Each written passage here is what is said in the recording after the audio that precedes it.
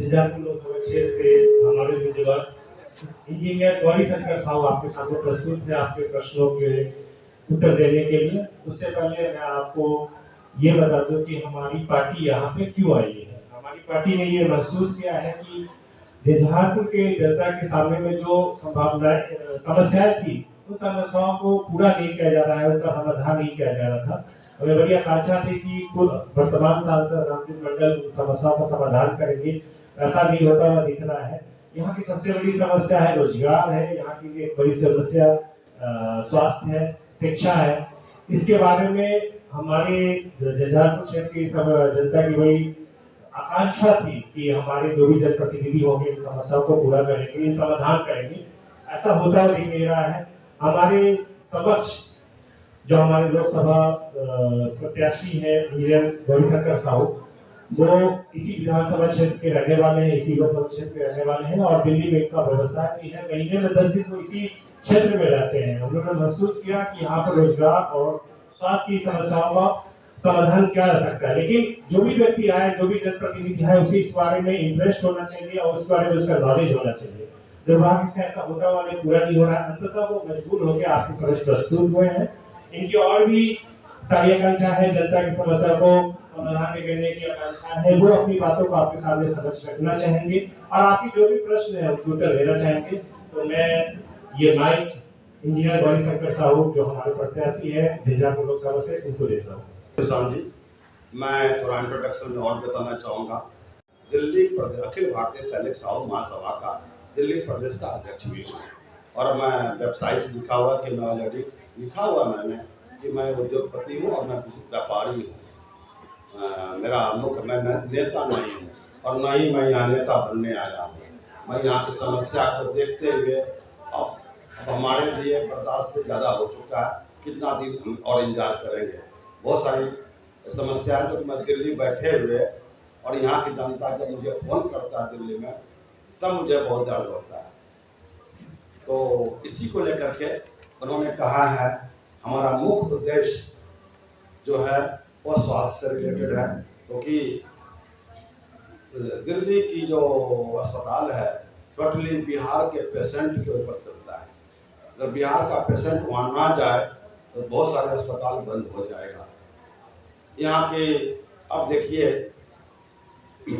यहाँ पे बहुत विकास हुआ है, माना है कि बहुत विकास हुआ है। विकास के रूप में हमें यहाँ केवल सड़क दिख रही है और कुछ प्राइमरी स्कूल की विद्यालय दिख रही है और कुछ नहीं दिख रहा मुझे यहाँ पे। इससे ज़्यादा सड़क तो है, बहुत अच्छी बात है, विकास तो हुआ है 75 साल में, लेकिन ये सफिशिएंट नहीं है। हमारे पास बिजली भी आ गई, सड़क भी आ गई जो पहले नहीं थी। 14 साल में 10 साल में काफ़ी डेवलपमेंट हुआ है, लेकिन स्वास्थ्य के नाम पे क्या है बताइए आप। यहाँ पे ना तो कोई ट्रॉमा सेंटर, अगर किसी का एक्सीडेंट हो जाए तो क्या बंदा आदमी दरभंगा तभी पहुँच पाएगा? क्या ट्रॉमा सेंटर दरभंगा में भी है? नहीं है। बिहार में कितना ट्रॉमा सेंटर आप जानते ही हैं, आपको पता है। तो हमारा ये उद्देश्य है कि सबसे पहले स्वास्थ्य, फिर शिक्षा के नाम पे बहुत चरमराता हुआ है ये शिक्षा, स्वास्थ्य शिक्षा चरमरा हुआ है। और हम इंडस्ट्री की उद्योग की तो बात ही नहीं कर सकते पूरे बिहार में। झंझारपुर तो क्या पूरे बिहार में उद्योग नाम का बहुत बड़ा जीरो है, बिल्कुल नहीं है। तो मेरा समस्या आप समझ में आ गया आप लोगों को, और यही समस्या है, मैं इसको समाधान करने आया हूँ। मेरा कोई नेता बनने का, एमएलए बनने का, मुझे बनने का शौक़ नहीं है, मेरी इच्छा नहीं है। और लेकिन इस सब को समस्या को दूर करने के लिए हमें सिस्टम में आना पड़ेगा और एक ही सिस्टम है वो सरकार के अंदर रहना है। और अगर मैं IAS DM भी नहीं बन सकता, लेकिन अगर DM बन भी जाऊंगा तो बहुत सारी उसको वो भी नहीं कर सकते, DM भी नहीं कर सकते। एक आप काम प्रतिनिधि बन करके ही हम कुछ भी कर सकते हैं। हमने डिसाइड किया यहाँ का प्रतिनिधि बनो, यहाँ की आवाज़ उठाओ। आवाज़ मत उठाओ, आवाज़ उठाएंगे उसका समाधान करेंगे। हमने समाधान कैसे करना वो भी सोच लिया है, उसका भी मैंने समाधान करने का समाधान ढूंढ लिया है। और पहला समस्या है हॉस्पिटल। 6 लोकसभा है हमारे, एक विधान, इस लोकसभा के अंदर में 6 विधानसभा है। हर एक विधानसभा में मुझे एक अस्पताल खोलेंगे 100 बेड का, और ये उसमें सारे तरह की मशीनें होंगी। जो अस्पताल के लिए मशीनें होती है, एक्सरे से शुरू करवा, एक्सरे हो गया, उसके बाद अल्ट्रासाउंड, ये सब बेसिक मशीन है, और लैब। उसके अलावा आपको अगर सीटी स्कैन की जरूरत पड़ेगी तो कहाँ जाएंगे। मेरी माता की डेथ हो गई दरभंगा तक में, उस समय में सीटी स्कैन नहीं था। मेरी माता जी को हार्ट अटैक हो गया था, नहीं था, तब मैंने डिसाइड किया कि यहाँ तो कम से कम सीटी स्कैन खोलना चाहिए। लेकिन दरभंगा में सीटी स्कैन लग गया, जलालपुर में तो नहीं है। उसके बाद आपका MRI हो गया, सीटी स्कैन, MRI, ये बेसिक चीज़ें हैं।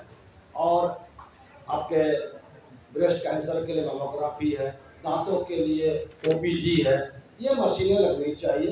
लैब की सारे टेस्ट का लगना चाहिए। ये 6 अस्पताल बनाएंगे, उसमें 6 में ये सारी मशीनें जहाँ जो जरूरत होगी करेंगे। जैसे कार्डियक सेंटर है तो वहाँ मेमोग्राफी नहीं चाहिए, वहाँ CT स्कैन चाहिए, MRI चाहिए, अल्ट्रासाउंड चाहिए, एक्सरे चाहिए।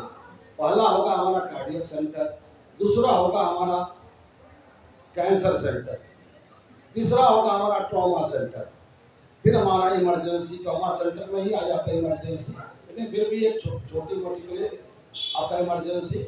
और सभी अस्पतालों में ICU जरूर रहेगा, चाहे 10 बेड का ICU हो या 20 बेड का ICU हो, ICU जरूर होगा। और जब ICU होगा तो आपके पास वेंटिलेटर मशीन भी चाहिए, इन्फ्यूजन पंप भी चाहिए, सिरिंज पंप भी चाहिए। ये सब छोटी छोटी मशीनें हैं, इसके भी समाधान है, इसके बिना भी हो सकता है। लेकिन आपको लाइफ सपोर्ट के लिए आपको वेंटिलेटर की जरूरत है। इतना ही नहीं, अगर पेशेंट यहाँ से फ्लाई भी करना है, दिल्ली भी ले जाना पड़े, उसके लिए ट्रांसपोर्ट वेंटिलेटर चाहिए। अब दरभंगा में हवाई जहाज खुल गया है तो बहुत ही इससे फायदा होगा पब्लिकों को। लेकिन हम नहीं चाहते हैं कि झंझारपुर का एक भी पेशेंट को झंझारपुर से बाहर जाना पड़ सके। सारी सुविधाएं यही पर होनी चाहिए। और उसमें एक और भी है, जो न्यू बॉर्न बेबी, जो डिलीवरी के उसके बाद कई बार 7 महीने का, 8 महीने का बच्चा हो जाता है, लेकिन 9 महीने का बच्चा भी पैदा होता है तो बहुत कमजोर बच्चा होता है, उसको इंक्यूबेटर में रखना पड़ता है। उसके लिए न्यूरोनोटोलॉजी ICU होता है, फिर पीडियाट्रिक ICU हो गया, ये होना चाहिए। इसकी भी सुविधाएं होना चाहिए। ये अस्पतालों की मतलब कि आपको जन्म से लेकर के मृत्यु काल तक जो बेसिक, जिसमें इमरजेंसी बात आती है, जैसे कि मान लीजिए गैस्ट्रोएंटरोलॉजी की जरूरत नहीं है, कोई ऐसा इमरजेंसी नहीं है GI सर्जरी के अंदर में, न्यूरो सर्जरी का भी जरूरत नहीं है, क्योंकि वो भी कोई इमरजेंसी इतना नहीं है।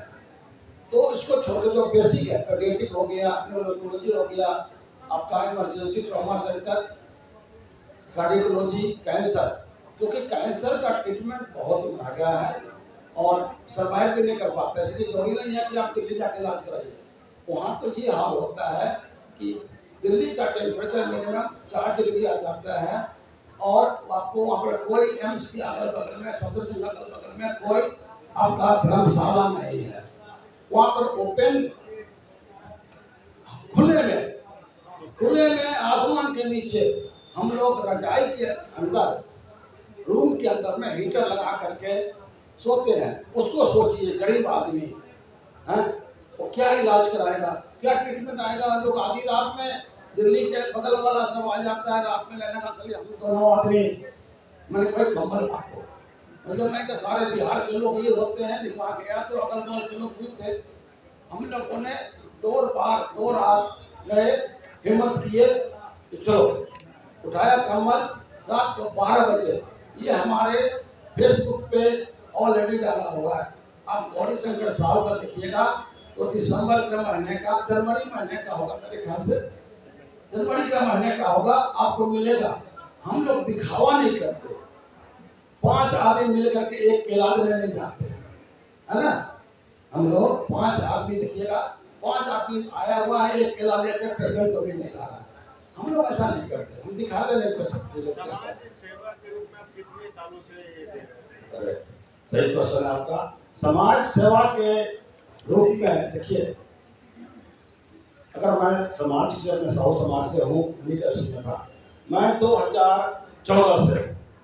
और मैं बता दूं, ऐसे मेरी देखिए, कोई भी चीज आदमी के अंदर में ना आपका एक एटीट्यूड होता है। आपका शुरू से ही आपके अंदर में ऐसा गुण होगा तो आगे जा करके आप समय के अनुसार आप करेंगे। हमें समाज सेवा नहीं, पब्लिक सेवा, मदद करने की जो आदतें हैं मेरे को बहुत बचपन से ही है। मैं यही कोटोला बाजार से मिडिल स्कूल पास किया हूँ। एक बार एक मास्टर ने हम लोगों को पीट दिया, बहुत ज्यादा उमड़ा पीट दिया। हमने पूरा मोहल्ला उठा के लाया, उस मास्टर को भेज दिया। बहुत जबरदस्त पीटा था, बहुत जबरदस्त पीटा। क्यों? क्लास चल रही थी, बीच में घंटी बज गई तो सभी लोगों ने, बच्चा को जानते करते हैं, मिडिल स्कूल का बच्चा, हो सकता है हम भी छठी में हो गए। और तभी से तो हम शिशु यहीं पे कालापट्टी शिशु के स्कूल से हम यहीं से पढ़े हुए हैं, 4 साल हम यहीं पढ़े हुए हैं। आज मेरे क्लासमेट मिला तो मैं बोला भाई पहचानते हो मुझे? तो कहा नहीं पहचानते तो नहीं, मैं तुम्हारे साथ पढ़ा हुआ हूँ। कहते नहीं आप नहीं पढ़े मेरे साथ। गौरी शंकर साहू और वीरेंद्र प्रसाद ये 2 हमारे क्लासमेट थे। मैंने कहा ये गौरी शंकर ही तो है। तो मैंने बाल काला कर लिए, शहर में रहते हैं, थोड़ा सा जवान दिखते हैं, इसका मतलब थोड़ी है वो बुढ़ा दिख रहा था। मेरे भाई वही हूँ मैं, गौरी शंकर। तो ये प्रश्न सर झंझारपुर जनता जानना चाहती है आपसे कि आपका राजनीतिक पृष्ठभूमि क्या रही है? पूर्व में भी आप चुनाव लड़े थे कि आप पहली बार आप राजनीति में कदम रखे हैं? मैं पहले बता चुका हूँ कि मैं कभी इलेक्शन नहीं लड़ा। आप छोटा मोटा इलेक्शन भी नहीं लड़ा, सामाजिक इलेक्शन लड़ा हूँ समाज का अध्यक्ष बनने के लिए 2016 में। और पॉलिटिकल नहीं, अब पॉलिटिक्स करना मेरा क्या बोले आचरण नहीं है, मेरा फैसला नहीं है। किन मुद्दों को लेकर आप लोकसभा जो झंझारपुर लोकसभा क्षेत्र में उतरेंगे, किन मुद्दों को लेकर? मेरा पहला मुद्दा स्वास्थ्य है, दूसरा शिक्षा है, और मैं चाहता हूँ अच्छे स्कूल हो। यहाँ पर लोगों का कष्ट देखता हूँ, लोग अपने छोटे नन्हे मुन्ने बालक को दिल्ली कोटा कहाँ कोचिंग करवाने जाते हैं। स्कूल में नाम यहाँ रहता है, वहाँ पढ़ाने जाते हैं, हमारे साथ भी है। लेकिन मैंने देखा कि स्कूल खुला है वहाँ पे, बहुत अच्छा स्कूल।